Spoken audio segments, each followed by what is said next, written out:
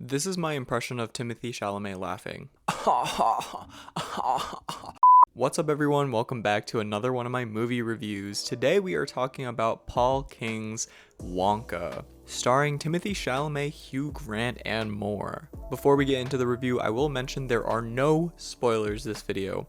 Quite frankly, this is one of those movies that doesn't really require any spoilers to talk about it. Also, if you're new here, I make reviews and reactions to TV shows and movies, so make sure you subscribe if you haven't already. And with that said, let's get into the review. Right off the bat, I'm gonna have to say, the marketing team absolutely failed this movie. I mean, when the first trailer dropped, everyone was clowning this movie. They were saying it was gonna be so bad, how Timothee Chalamet just looks like a terrible casting choice. And we can get into the details a little bit later, but I will say overall, this movie was quite good. It exceeded all of my expectations, even though I didn't really have any to begin with. I didn't realize it was a musical until like a couple days before I even watched this movie, so that's another failure for the marketing team. I just don't understand because Barbie, another Warner Bros. Produced movie this year, had the best marketing that I've ever seen. And I know obviously Mattel was also behind the brand, and also there was fan-driven marketing, so it had a lot more advantages than Wonka. But man, it just felt like the marketing team just did not care about this movie at all. Maybe they were trying to hide the fact that it's a musical for people that don't like musicals, but I almost feel like that's like lying to people. If they go in expecting not a musical and then they do get a musical, they might hate it more than if they just come in with the right expectations already. As for me doing this review, I'm gonna try not to nitpick that much at all, because I don't know if it's the holiday spirit or what, but I just don't really feel like nitpicking the details of this movie. It's just really refreshing to see such a wholesome and fun movie that doesn't have these deep underlying messages to it, aka Disney movies. So maybe that's why I'm kind of giving this movie a pass. I will be fair, and I will mention a few things like this movie didn't really do a great job as being a origin story for Wonka. They didn't explain where the magic chocolates came from. They didn't really explain what happened to him before he started chocolate making. So the only origin part of the story was really how he was trying to set up his shop, which again, I didn't really care. I didn't really need a full-fledged origin story of him. The amount that we got in flashbacks was enough for me personally. But yes, I do agree we should have explained how the chocolates are magic. Also, the location that he was in, was it Milan? Because it certainly looked like that really famous gallery that's in Milan. Okay, so the musical aspect of this movie. It was basically a combination of Mary Poppins and Sweeney Todd and a little bit of Greatest Showman all rolled together, and I absolutely loved it. The concept of Willy Wonka and a musical just works so well. I'm surprised that all the other Wonka movies were not musicals. It just felt so natural to be in this style. And the costume and set design was chef's kiss, honestly, especially when he did his grand opening of his shop and we got to see the chocolate trees and the cotton candy clouds.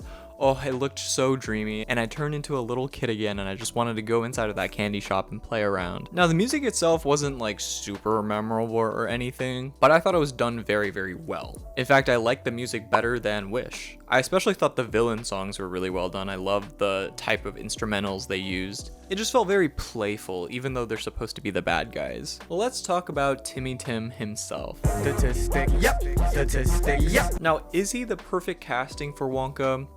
I'm gonna say no, but I really, really liked him in this role regardless. Maybe I am just biased as a Timothee stan, but I just think he's so charming on screen. I don't think he's super good as a comedic actor, because he's just basically himself, which is why watching this movie, it felt like an SNL version of Johnny Depp, and actors like Rowan Atkinson and Keegan-Michael Key, it just even more made it feel like I was watching an SNL movie. So if you're expecting something very similar to the original two Wonka movies, then you might be a little more disappointed. But I actually really liked this take of Wonka. It was much more lighthearted. He didn't come off as this creepy adult trying to manipulate kids. Again, it was just really refreshing to see something truly wholesome and truly in the spirit of fun. And I think that is something we really need in this time in the world, especially around the holiday season. In this version, I really liked that he was more of a magician than any of the other movies. It just added to the appeal of his character. But at times I was like, is this magic or just a doctor in engineering? Because I don't know how you pulled off all of these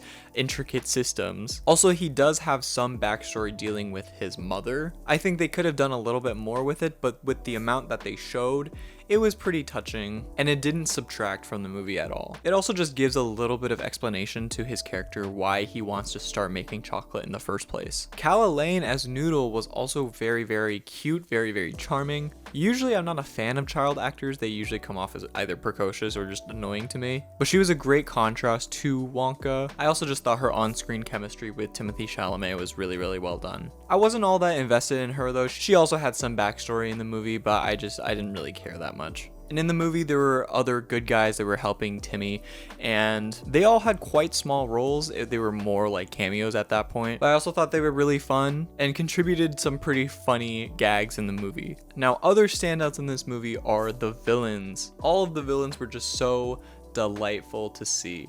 They really had that old school Disney villain feel to them, where they're so over the top, but at the same time, they're not really taking themselves seriously, or at least the audience isn't supposed to take them seriously. You could also compare them to the villains in Austin Powers, how they're just so random, so chaotic, but they're also one of the best comedic parts of the movie. Like Olivia Colman felt like the Cinderella stepmother. Even Mr. Bean was in this movie. His role was super small. Keegan-Michael Key was also a villain in this movie, and he didn't do that much, but just every line he says is just funny to me. And his character was working with 3 other villains in the movie that are part of this chocolate cartel, which by the way is also kind of funny since chocolate's like the drugs in this universe. So the chocolate cartel consisted of Patterson Joseph, Matthew Baton, and Matt Lucas. So that just brings me to my next point, where the movie overall was just really funny. It was lighthearted. You just don't take anything seriously. Like in my opinion, watching this movie, you just can't be a cynic about it. It just makes you feel good.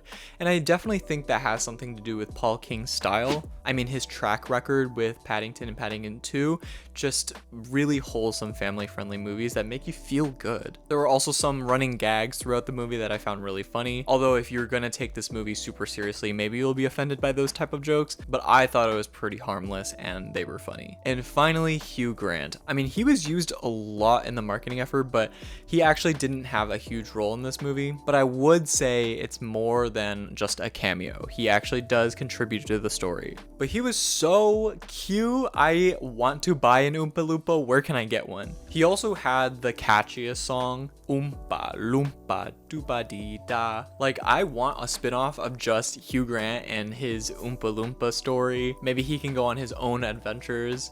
I don't really care, but I just want to see Hugh Grant as Oompa Loompa for longer. But that being said, I don't know if there's going to be a sequel or if they're trying to set up a sequel for this universe. I don't think this version of Timmy's Wonka is connected to the other past Wonkas, so they could just start their own complete separate universe. But also the ending of the movie didn't feel like it was setting up a sequel. So overall, I may have seemed a little biased to this movie, but there just hasn't been that many movies this year that have made me just feel good. So I'm going to give this movie a 7.5 out of 10. Now, I know this movie is technically not a good movie in terms of like awards, but I don't think it's trying to be.